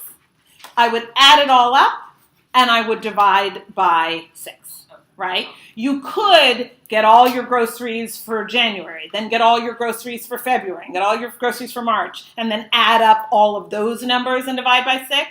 But I like to just kind of power through a single category and get it all. Does that make sense? Yeah. Okay. My What else? second question is, I heard you on a call once talking about how, like, I have a business as well. Yes. And you're like, you shouldn't be buying groceries with your business card, and that has happened. Yeah. So, with that, my personal situation. Right. With doing this. So for now, what you're going to do is you are going to just figure out how much you've been spending on groceries. Whether you've been spending that out of your business or whether you've been spending that personal, right? So there are going to be expenses that regardless of the card you use to pay for it are clearly business or clearly personal. But then there are going to be some that it's kind of mixed. Some of it you did for business, some of it you did for personal. For now, we just are going to figure out any of those categories that are blended, just figure out how much you spent in total so we know what the average is. Later, we're going to actually get much cleaner about separating, okay? But at least to a level, doing this is going to allow you to start breaking it out. Because what you're all going to do is you're going to have a number next to every category that applies to you, right? And those numbers are going to add up to a figure. On average, you need $3,000 a month or $4,000 a month. Then you will be able to a level, look and see, so what is your creative business? Are you an actor or? I'm an actor. You're an actor. So to a level, you will then be able to look at that. Let's say your total is $4,000. You'll be able to look and say $3,000 of that every month is personal expenses and $1,000 of that on average is business expenses. So it's not going to be totally clean, possibly because of the way you've been doing it up until now, but we'll start to get some sense of what are your business expenses and what are your personal expenses. Okay? Other questions? Yes. First of all, thank you. Sure. Wow. There's a proverb that says the substance of a diligent man is precious, and their wisdom is better than rubies. And I feel like if you just wisdom at me. So I'm snapping pictures of me and my wife as fast as I can. Is there an issue here for those of us who have perhaps multiple income streams, but also multiple outgoing streams? Yeah. Like 5 or 6 perhaps. Is there a point where we have to say, we need to put this on hold, we need to only focus on this, even for the purpose of just getting things in order? And if so, for instance, I have a business, a nonprofit, a startup, and a family. Oh, And wow. so, which one of those should I start in? It seems like family, Yes. but then what may come after that? Yeah. So, okay. So ultimately, right, we really have to look at all of the things that we're all doing. And everybody is going to be different. The question you just raised is similar, right? Because all of us in this room, at a minimum, have a personal column, have a creative career column. That's at a minimum. But then some of us have, you're a personal trainer column, or you're a tutor column, or you're running some sort of business. You also have a nonprofit, right? And the thing is that we are ultimately responsible for all of it, right? But we have to get our foundation in place as much as we possibly can. So I can't speak in total specifics, but I feel like any of the money that is your money that is being spent, we've got to get it down and see what it is. Because many of us, if we just had our personal lives, we'd be fine, right? But it's our acting careers and our producing careers and the businesses we're running and all of those things.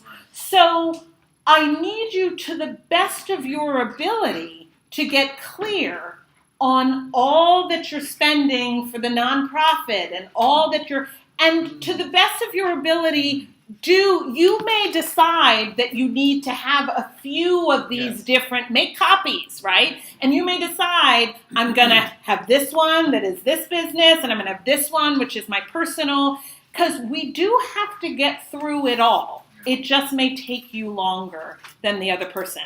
And I'm going to answer the income question later, because right now we're just looking at expenses. Thank Okay, you. sure. Back there, yeah. When do you want this done by? Okay, so that's a great question. So if you're going to do managing cash flow, right, then ideally you would try to have it done before starting managing cash flow. And anybody in this room who decides to go right on to managing cash flow, you would be eligible to start in the groups that will start on October 31st or November 1st. And we are going to get to that, right? But so you have almost 2 months, okay? And just so you know, when you start managing cash flow, you actually don't need the numbers until the 4th class. Because occasionally I have people who start managing cash flow like the week after, right? So it's set up to allow them to get through it. But the more ready you are when you start managing cash flow, the more the extra assignments that I add are not going to be a burden for you. So I would try to get through it over the next 6 to 8 weeks. Okay? Yes. Can you suggest the kind of software that you're talking about? Because I've considered doing budgets on computer. Yeah. But the software that I found or the websites that I found make me feel that other people will get my information. Yeah, so that it's a tougher question, the whole question of sort of internet security, because like I basically feel that it is very difficult for us to be on top of our finances without trusting these systems. And if you do not want to do that, then essentially you're always going to have to use some sort of spreadsheet or some sort of, right? Because people's ability to hack into our computers, we know now, is possible. The kinds of software that I'm talking about, like QuickBooks, for instance, there's no question that these companies are held to an extremely high standard, and Target has been hacked. Everybody's been hacked, right? So I don't feel that there's 100% fail-safe thing, and that's something else that we can talk about, not right now. But I lean towards QuickBooks. I lean towards MoneyDance is a Mac software, and then there are spreadsheets that I can share links with you guys for those spreadsheets. But this is something that, again, in managing cash flow, we really spend time on what system are you going to use and what system will be right for you. Yes? You said QuickBooks, and what was the other one? So MoneyDance is a software that is Mac, very Mac friendly, whereas QuickIn and QuickBooks, they have Mac versions, but they're not superb. For a lot of reasons, QuickBooks really is kind of the gold standard right now. And so for people who are willing to take the leap into software, I would definitely want you to consider QuickBooks. And that is absolutely, I promise, something that we go more into. You don't have to have it online. You don't have to have it online. You could simply load it onto your computer, right? Now, again, the people who, if you have the internet, your computer is technically not totally safe. But that is true, that you can load it, not connect it to the banks, and simply input your information. So, okay? Questions? Yes? Yes, what makes this ideal for 6 months, not a year, not 3 months? Does that average works pretty well?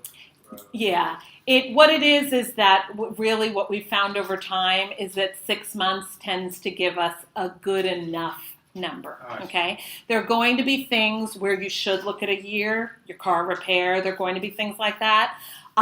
There's no question a year would give you even better information, right? But then I'd be asking you to do a year, and you guys would hate me even more, right? So, but we definitely have found that for this industry, 3 months is not enough, okay? It gives you kind of a so-so number, okay? Any other questions about expenses? Okay, awesome, great, thank you guys. So, the next thing that you're going to do is determine your average monthly revenue. All right, now, here, everybody take a deep breath about your average monthly revenue, okay? Wait, question? Sorry, Yes? I just realized I had an expense question. Oh, okay, great. Expense question. Yes, absolutely.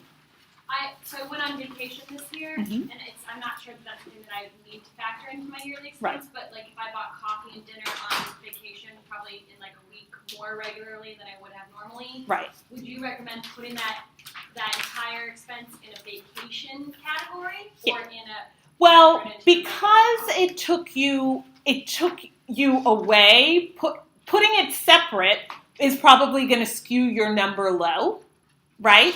yeah. And so what I would suggest you do is include it and understand that those categories are probably going to have a little room for you to potentially do better, right? Cool. Okay. So we're always better ending up with a higher number than we are underestimating. With things like vacations and all kinds of things that may have happened last year that you're pretty certain won't happen again, go ahead and figure out how much you spent, right? Because I'll give you an example. We adopted a puppy, healthy puppy, right? And 3 months later, she tore her ACL, okay? The surgery was $3,500, right? Not to mention that when they tear one, they have like a 70% chance of tearing the other. That has not happened, right? But, so $3,500. If I were doing this, looking at that year, what I would do is I would look at what did my pets cost me last year, and I would include that $3,500, and I would divide that by 12. I hope and pray that that number is not going to be the same this year, right? But I need to know what it was because there may be something else, right? The year I did my solo show, obviously I invested in my solo show. I didn't do another solo show the next year, but I am someone who tries to invest in some sort of career project pretty much every year. So it's important to know what I spent on that show. It may be that the next year I'm going to have to rein it in, do a smaller project, right? But we need to know. So with all of those things, I would go ahead and include it so that at least we can look at when we create your forecast, because that's going to be the next job. We're going to take what was true in the past and we're going to use it to create your forecast of how you intend to spend in the future. That's what we've all called a budget, right? But I really love the word forecast because this is where you get to decide, right? If there was a couple that I was working with, and I share this story because I think it's an important one. There was a couple I was working with where she worked outside of the home, he worked in the home, and so every day he was at home writing, and he would take breaks, and he would go to Starbucks, right? Because like he needed to get out and right, and he would go to Starbucks. And she worked out, and so she would like start her day with her Starbucks, and then when she got home, they'd been apart all day, and they would walk together to their neighborhood Starbucks, and they would get a Starbucks, right? Now, like, it really is lovely, right? Like, it was how they connected, and like all of that stuff. And so when they did their Starbucks average, it was serious. Like, I don't remember what the number was, but it was serious, right? To me, what traditional budgeting would do is it would say, no more Starbucks for you guys. You guys have to cut out Starbucks. It was important for them to see what they were spending at Starbucks because Starbucks was playing a role in their lives. It's how they connected. It's how he kept his creative juices flowing. It's how he got, out of a rut. It was all of those things. When they saw that number, they were like, okay, right? And so they then created a strategy to deal with the realities. So they invested in a nice machine.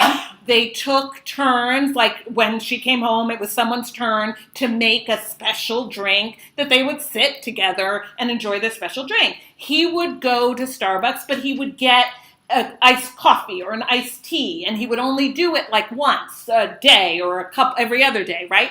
So when they created their forecast, they looked at what their Starbucks number was, and then they created what they wanted their Starbucks number to be. For that couple, eliminating Starbucks wasn't going to work, right? So that's why we do this work first, so that then you can create your plan for how you're going to spend. And I'll teach you some really great tips for how you then monitor what end up being your danger categories. Because we all have danger categories. Mine was Target, right? I didn't realize until I did this work that I had a Target problem. Like, just seriously, totally and completely, would go into Target for something and would come out $70 later, right? And so, but when I saw it, then I realized I had a Target problem. And that brings up something. Some of you have stores that you don't know what you got there. So you don't know if it was groceries or if it was beauty supplies or if it was whatever. This exercise is not designed to make you crazy about that. If you have stores like that, do what is the average at those stores. So create a target category, right? When I did this work for myself years ago, Amazon was books. So I could write that whatever my Amazon was went in the books category. Now, with Amazon Prime and all that nonsense, right? Amazon is a lot more than just books. So some of you just make an Amazon category, figure out what are you spending on average monthly at Amazon? What are you spending on average monthly at Target or the 99-cent store or CVS? Then we'll be able to look at that next to your groceries, your clear groceries. And we'll be able to say, if that is also groceries, then that grocery category together is too high. But maybe Target is actually its own special thing that we have to examine. Okay? So please don't go back trying to find receipts. How much did I spend at this store or that store? Okay? So earnings, can I go on to earnings? So earnings, guys, if you turn to page 9 on your worksheets, this information is not actually that important, okay? Because at the end of the day, what you earned in the past is not necessarily what you are going to earn in the future, okay? And that can be both a positive and a negative thing. So we all know that if last year I earned $9,000 acting, there's no reason why I might not earn $90,000 this year acting. We also know if I earned $90,000 last year acting, there's not necessarily a guarantee that I'm going to earn $90,000 this year, right? Can we agree? Mm-hmm. So I'm going to ask you to separate out any non-industry work that you're doing and do that first. So for any of you who have other jobs or businesses, do your best to figure out what those things are generating on average for you monthly first. And so let's say waiting tables is one of my jobs. I would write down waiting tables and I would try to figure out to the best of my ability what I've earned for the last 6 months waiting tables. I would divide it by 6 and I would put in that monthly average for waiting tables. And I would do that for any kind of side jobs, if I tutor, anything like that, but separate it out. So me with my 11 part-time jobs, I would have had to have looked at each of those 11. Because one of the things that's happening for us is I knew I needed to make more money. It was just that vague, right? I didn't have clear numbers. And so what ended up happening is I would just grab at any opportunity to make money, right? You want me to walk your dog? Sure. You need me to babysit? Sure. Oh, you need someone to help answer phones? You need an assistant? Absolutely, right? Because I just was trying to make money. what I needed to really figure out is, what are each of these things that I'm doing? How powerfully or not powerfully are they generating income for me, so that I could really look at what was my most efficient and effective way to make the money that I needed, right? So tutoring for the SATs was something I loved. I loved doing it. But until I did this work, I didn't figure out that, oh, right, the $18 an hour that seemed really exciting, I have to drive to that client. I have to drive home from that client. I have to prep for that client. And so when I actually looked at it, the average of what I was making monthly, given the hours I was putting in, was more like $7.25 an hour, right?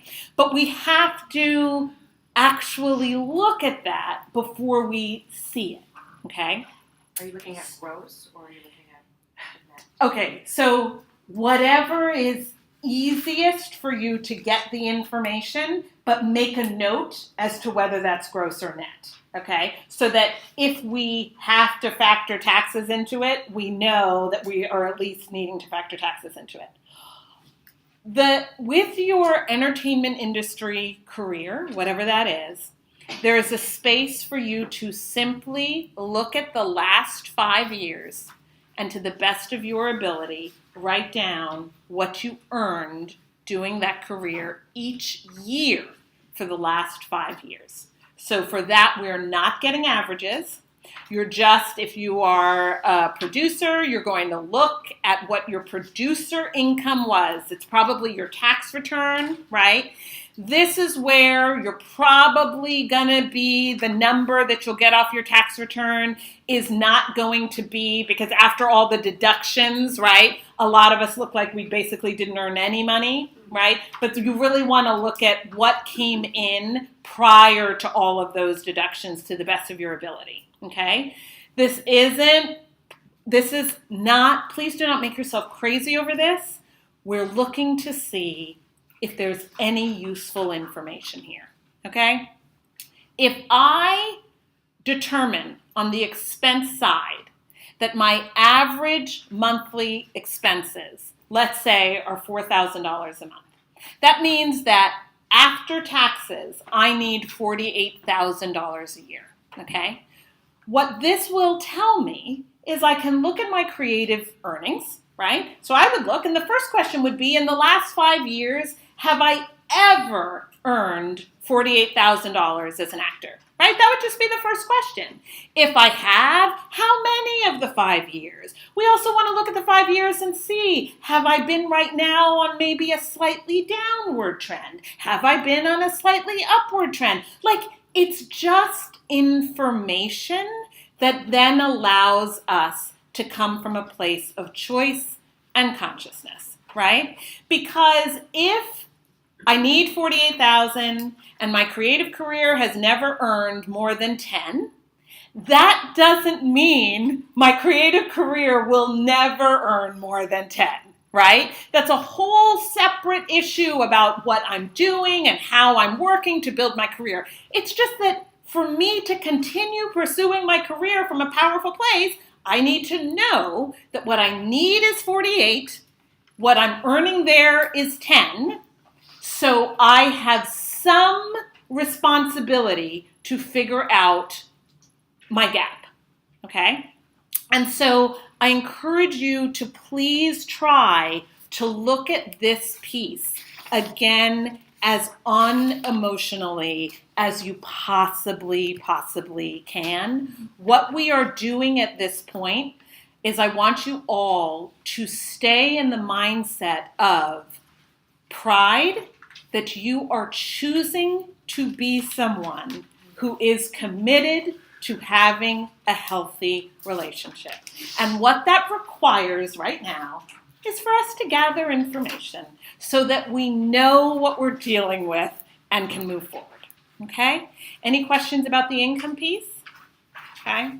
Yes? I just want to say it's very empowering because once I figure out what these gaps are, then I can better negotiate hourly rates and salaries and I'm excited about that. Absolutely. We thank you for that. What's your name? Charlotte. Charlotte. We cannot keep just whatever we get is okay. We have to know what we need, right? If we know what we need, we can go about creating that, demanding that far more powerfully when then we're just like, oh, whatever. So thank you. That is why you're doing this process, okay? So, yes. Sorry, not to be a downer, but No. just to go quickly back to the, Yes. Debt, actually, for expenses. Also, I'm really learning a lot, so thank you very much. Sure.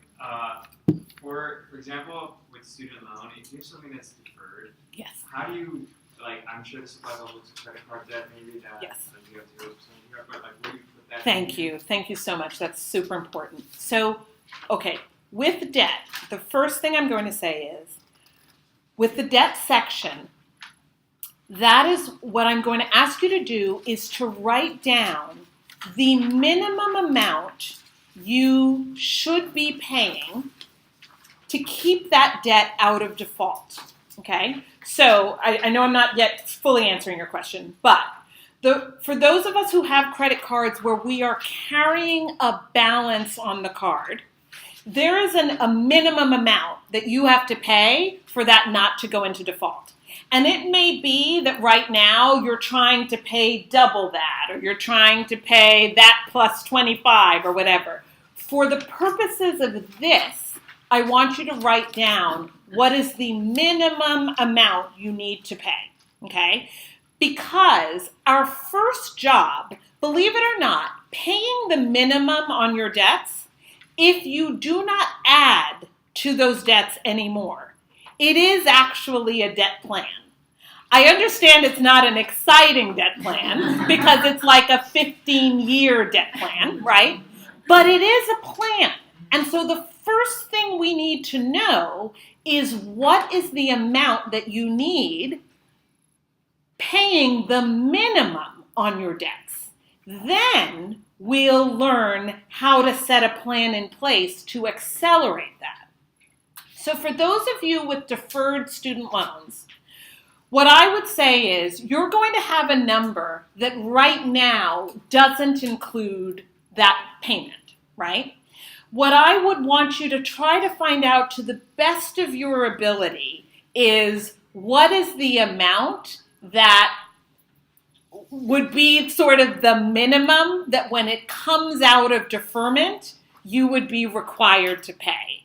Now, I know with some of us that's going to be income-based, but if that's the case, then let's start by factoring, like, when you're earning that minimum, what's the amount that you would have to be paying? So that we're clear on what we have to get you to start paying back those debts.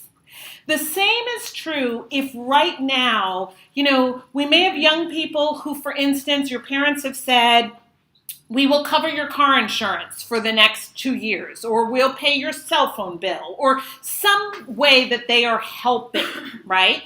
So I definitely want you to know what is that number, because we have to get you to the place where you can take that over, even though right now we know that you don't have to handle that right at this moment.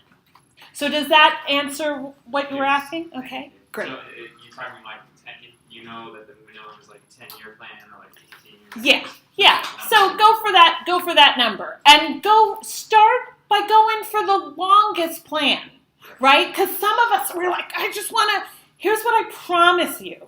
If we start by getting you on that 15-year plan, and you're stable, you're paying it, then I will encourage you to not think about it anymore and to focus on your growth and to focus on other things, because that is what is going to get us to accelerate that debt, okay? When we're all just obsessed with, I gotta pay this off in 10 years, that's all we think about, and we end up just in this cycle where there's no growth, okay? Any other questions about income, anything like that? No?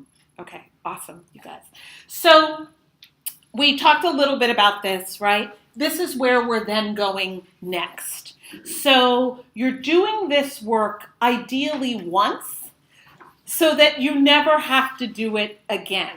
We're then going to use these numbers to get you set up with a system of tracking. And whether you decide to be that person who enters your information daily for 5 minutes, right? Or whether you decide to be that person who spends a half hour every few days or an hour a week or whatever it is, you will have a system for tracking this from this point forward. I'm also going to show you some apps. So you guys will choose whether you're going to be a spreadsheet person or you're going to be software.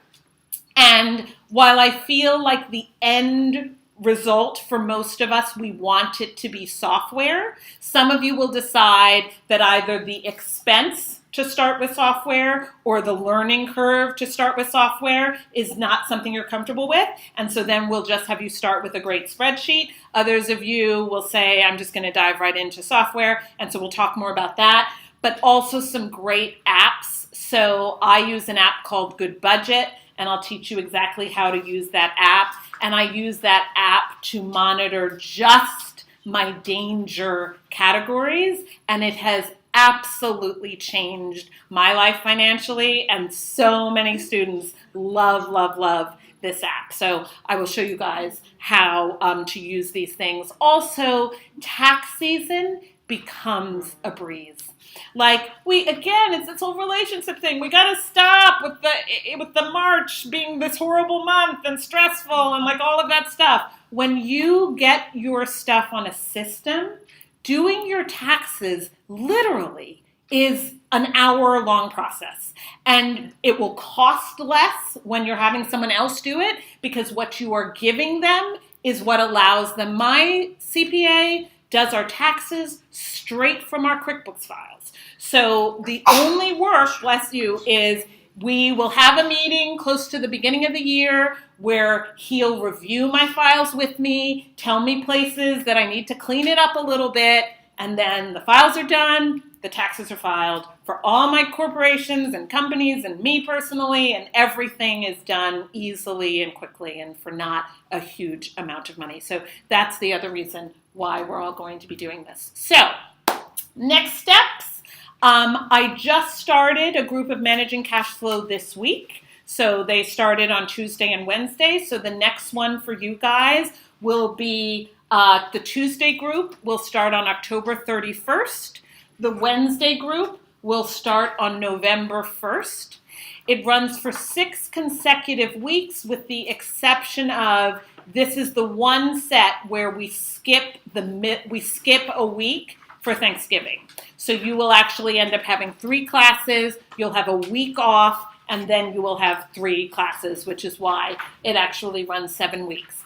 If managing cash flow is something you want to do, I'm going to ask you to email me as soon as you possibly can, and please indicate if you want to be in the Tuesday group, the Wednesday group, or whether it doesn't matter. Okay, it's helpful for me to know if it doesn't matter, because then if one group is skewed too large, I would go ahead and put you in the other one if it doesn't matter to you. But if it has to be one or the other, you have to let me know that.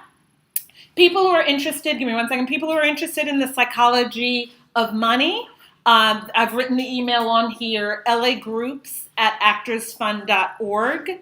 You just email them and you say, I'm interested in knowing when the psychology of money is offered again, and they will notify you when those groups are forming.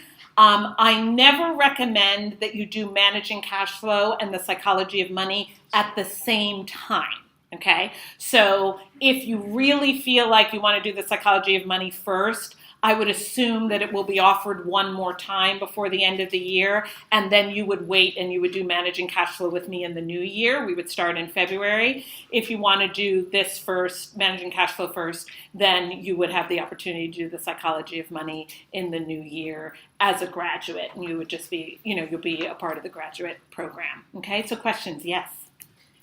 Where are those workshops? Are both here? Everything is here. Yes, all of the workshops are here. So no in Burbank? None in Burbank at this time, no. Okay.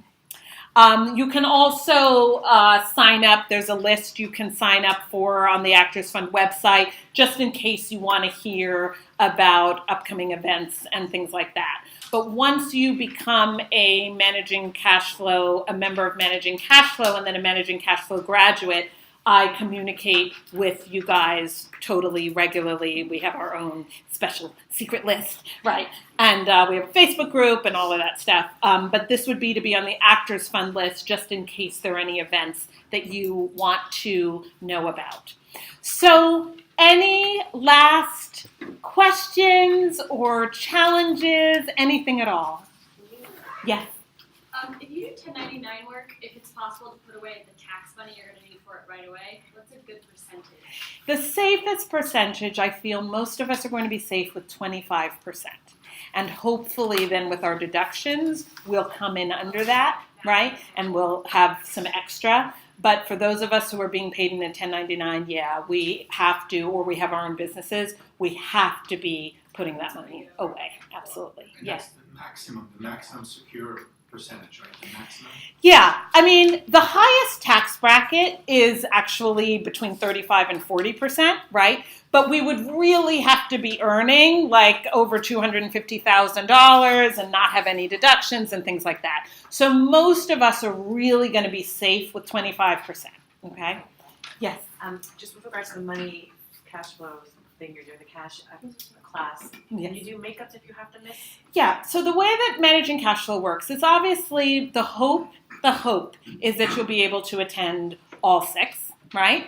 I do run 2 classes simultaneously, and they run on the exact same schedule, pretty much. So if you're in the Tuesday class and you know that you have an audition and you could come Wednesday or vice versa, you're always able to do that. And then yes, absolutely, like I have people, so I'm running a class now who maybe missed class 3 and they'll just shoot me an email and be like, could I come to class 3 this time round, right? So that will always be available to you. After every class, I also send out a full recap. I'm on the phone every week for an hour. I'm just on a conference line that you guys can call into. If you have questions, I just hang out on the phone for an hour so you can call in if you have questions and, ask me questions. So there are all kinds of ways that if you miss, you can get caught up, okay? So, yes? Do you have a PDF of this? Yes, if you shoot me an email, I'll send it to you. Okay. Okay, yeah, if you shoot me an email. So, you guys, I honestly, really, really, first of all, I thank you and I congratulate you for taking the time to do this. I know more than anyone that it isn't easy and that it can be pretty scary, right? But I also feel, I truly, truly believe this. I hope you can tell. I really believe this stuff, right? I truly believe that this is work that will change your life. And I am super passionate about it. And we have some fun too. We really do. So I encourage you to see this as the first step and just to know that I'm going to be here for you along the journey should you choose to continue. So thank you guys and have a wonderful weekend.